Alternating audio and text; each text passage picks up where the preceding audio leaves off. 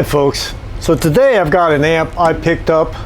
It was an eBay sale, but a local seller, which is good because this is a Cary Audio Designs SA 200.2, 200 watts per channel, and it weighs 65 pounds, and it was enough of a lift just to get it from the car to the bench, and it probably would have been close to $100 to ship it to less than 10 miles from me where I bought it.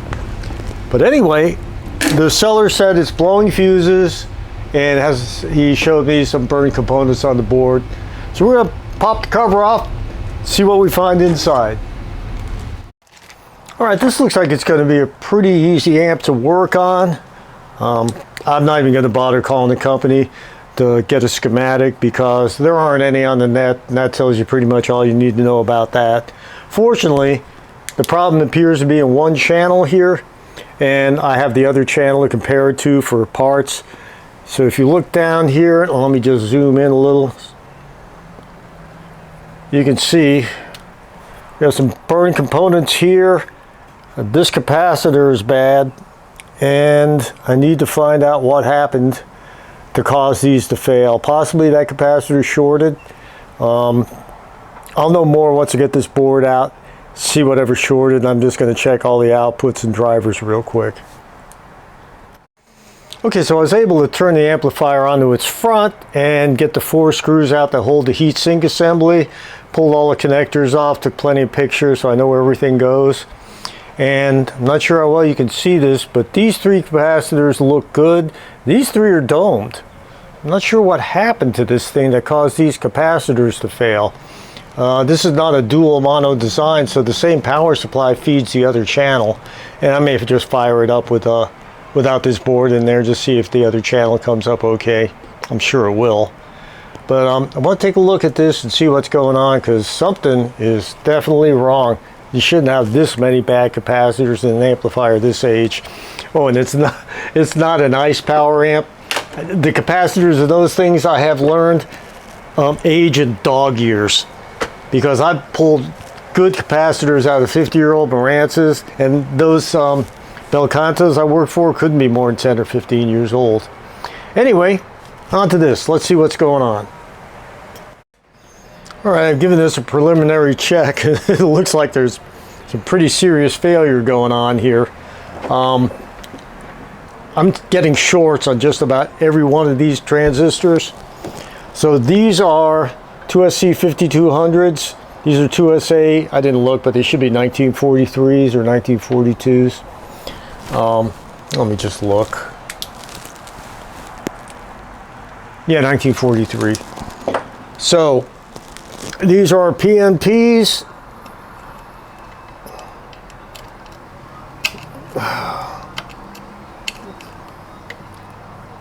And I'm in ohms mode, which is why you're not hearing or seeing what I want. Need to be in diode mode. Okay, so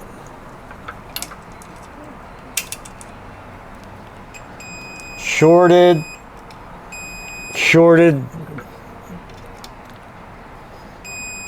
Okay, shorted base to emitter, base to collector, emitter to collector. Yeah, I think all of these I checked were bad. I'm not sure if my arm is in the way of that meter. First I didn't think they were bad, but I kind of have to dig into these solder joints. I don't know if this is lead-free solder. But yeah, these are all bad. So they're all going to be replaced. I should have these in stock.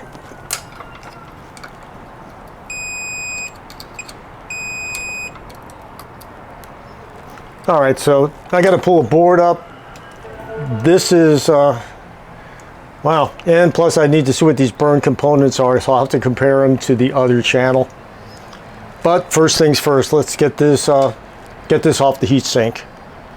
It's been removed from the heat sink, and all the outputs were pulled off of here. And really, there were only 2 that were bad. They are still all getting replaced because you don't know what kind of stress they've been under. And also, these drivers here are both shorted. I pulled all these capacitors. I'm going to replace them. I replaced this one. I had an exact replacement. And while I don't normally worry about this sort of thing, these are 100 microfarad at 100 volts. I do have those, but I want to maintain the look of the original. I cleaned up the board where the burned resistors were. I had one in stock. I had to order more 560 ohm quarter watt. I can't believe I was out, but I am. So I ordered some of those. This LED was defective. One of these resistors, this one right here, I pulled and replaced. It was discolored. I've ordered the LME 49810. I want to replace that because these components go through there, and I don't know if the shorts at the output were reflected through here, but I don't want to chance it. I don't want to blow anything up after I replace parts. I am going to bring it up on a dim bulb. So far, that's all I found. All the emitter resistors are still good. All the base resistors are still good. And I don't think I found anything else wrong here. Okay, so I've humped this piece back onto the bench here. And with this channel out, I can get it to fire up and it doesn't blow the fuse. And it's got a hard power switch on the back and a momentary contact on the front. You can hear a couple of relay clicks. I think this may have a soft start circuit. It's really hard to tell without a schematic. But you hear one click, then another. Okay, so the first one I think is either soft start or just pulling in the relay to power it up. The second one should apply power to everything. However, if we look at the scope and the distortion analyzer, let me move this because I have the garage door open. It might be a little glare. So we look here and I turn it on, I get nothing. But it is working. I did say it was kind of working because if I go here and I just go to, I'm going to go to the bias checkpoint because that just goes across some of the emitter resistors. I'm going to go across one of those with the scope like that, and you can see we have signal. And if I goose it up, that's what is that? It's 100 millivolts, 200 millivolts. Yeah, we have good signal there. So I don't know what's going on, but if you look at this board, I'm going to zoom in a little. You can see we have a relay here. And this relay is not pulling in, even though it's a 24 volt relay and I have 25 volts right across. And I'm going to lift this up and show you. If you can see down in here, right above the relay, is the flyback diode. And I verified that there's continuity to here. But when I look across the flyback diode in here, I get 25 volts across it, but the relay is either not pulling in or the contacts are bad or something, because this is passing no signal whatsoever. So I may wind up having to pull the other module out as well. But good news is it's working. So I had to order parts. I had to order the capacitors I need. I had to order the 560 ohm resistors. I do have the outputs. I was able to find exact replacement drivers from a local vendor down in Miami. And I'm hoping to get this all next week. I also ordered an LME 49810. Hopefully it's not counterfeit because a lot of this stuff is no longer available.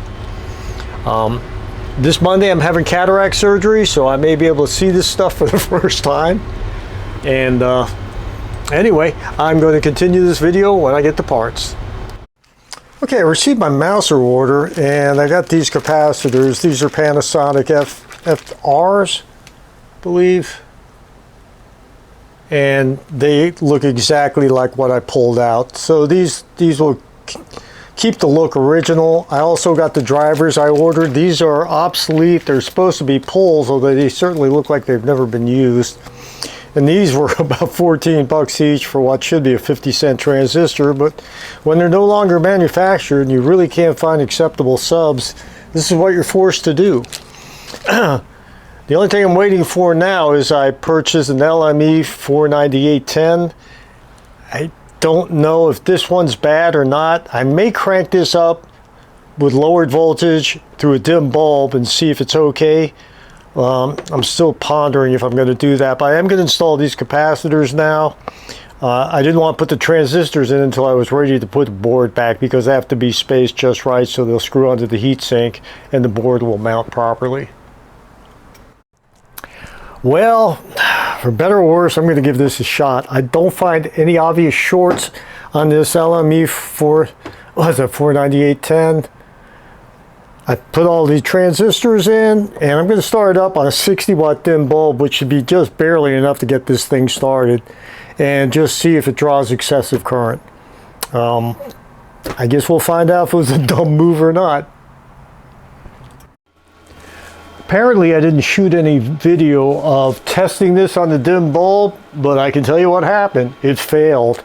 The dim bulb glowed very brightly, and the LED on the board here was also glowing brightly. I tried pulling the fuses out of here and here on the bad board. Those are your rail fuses, and it still glowed brightly. So I went back, and I don't have the schematic for this, but what I discovered is the schematic for the LME 49810 is pretty much the schematic for the entire output stage. They follow that pretty closely, and I checked everything. I could not find out what the problem was. And what happened was my luck finally ran out. I got counterfeit semiconductors. I bought the LME 49810 on eBay. They're no longer manufactured. I've had really good luck, and not all of it's luck, because let me tell you a tale of two Steves. There are two guys named Steve that sell on eBay. One of them is Steve Galgani, and I can't recommend him highly enough. You really know a good eBay seller, not when everything goes right, but when something goes wrong. And Steve inadvertently sent me the wrong board. I was working on a Pioneer receiver, needed an FM, IF board, and he sent me the AM. And once he realized what he had done, he rectified it immediately. So Steve Galgani, you can buy from Steve with confidence. The other Steve is Steve Coy. He has Consolidated Electronics Incorporated. You'll probably see his eBay handle is Ctron, C-E-I-Tron, and he has a stock of old semiconductors. I don't know what the story is, but I talked to somebody who actually went to his warehouse or his shop, and he has just got just shelf upon shelf full of new old stock semiconductors. So those two guys you can buy with confidence. And let me add a third to that, because I wound up buying some LME 49810s from a seller in Wisconsin. It was Bristol Electronics, and they treated me right. Now they are more a business to business, so I bought every one they had and hoped they were good, and they were. That was the whole problem, and I pulled my hair out. It's been a month since I shot the last video on this, and in that time I've gone through two oscilloscopes and looked and looked and looked, trying to find what I hoped was a legitimate source for replacements, and I did find one. So I'm going to fire this up, and we're going to see what we can get out of it, and yeah, that's what we're going to do. So I started using my DSO. It's about time I got dragged kicking and screaming into the 20th century, let alone the 21st. So this is my DSO. It's an O1 XDS 2102A. It's a 12-bit bit depth, and I got that so I'd have a little better resolution. It wouldn't be as jaggy, get a little better display. And I've got it. It has a VGA out, so I just put it up here. And let me try and get both of these. I may have to go to something different. In fact, I have bought a video capture card, and I'm going to put the VGA from the scope directly in so I can just do a picture-in-picture when I shoot video. But in the meantime, here's what we have. And I may leave that up there just for me because it's nice to have a nice big display. So anyhow, I'm going to turn this thing on. I'm taking it off the dim bulb, and I am also monitoring the bias from the left and right channels. I don't know what it's supposed to be set at, so I'm going to set the bad channel to whatever the good one winds up to. I kind of rough them in now. So I'm going to turn this thing on. It's off the dim bulb. I've got it plugged into a dedicated source. And let's see what we get here.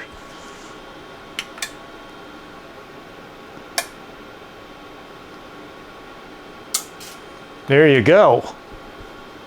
So we have good signal. And I'm going to ramp this up a bit and see what we get.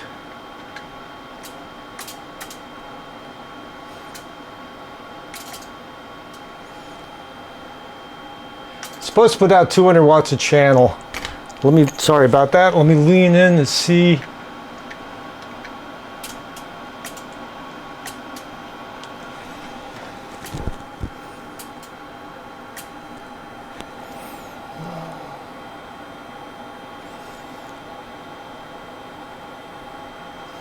No smoke, no fire. 126 watts. 159. 197, 199. Looking pretty good. Yeah, I'd call this good.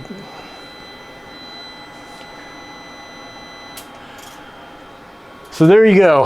I finally got burned on counterfeit semiconductors, and I cannot tell you how much time I spent because of that. I had heard about it. I bought whenever possible from reputable vendors. Unfortunately, they're getting harder and harder to find. B-Dent, B&D Enterprises, were known to be reputable vendors, but I think their downfall came from not having minimums. And you know, you can't make a living selling 1 and 2 parts to people. It just doesn't work out. So they should have probably had a minimum, and people would have grumbled, but I think it's really what you need. Anyway, I'm gonna let this warm up for a while, set the bias. It's not too far off here, and I don't really know what they're measuring here because I couldn't find the path. But this is the formerly good channel, this is the repair channel. I'm going to let this thing just sit for a while, match them up. But everything is working now, so I'm very pleased about that. Lesson learned. I contacted the seller. I don't blame the seller. In most cases, this guy is somewhere in the US. He probably bought them from somebody who may have bought them from somebody else. I blame the people that counterfeit these semiconductors in the first place. But anyhow, this thing is done. I'm going to put it together, bring it in the house. Very pleased. Looks like everything's working. And you know what? Let me put some music on, just see what it sounds like. Okay, so I've got this set up with a little YouTube safe music. Let's see what we get.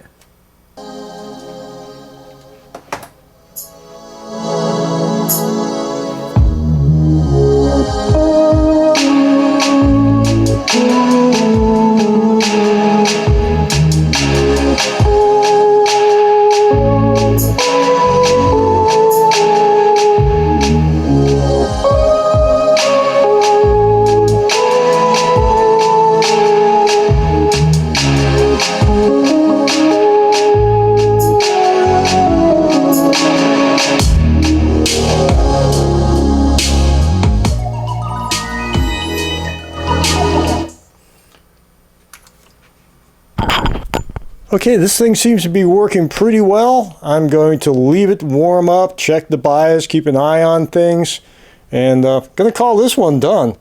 So as always, I thank everyone for watching, and I like giving back to the community that's given me so much. Thanks a lot, everyone.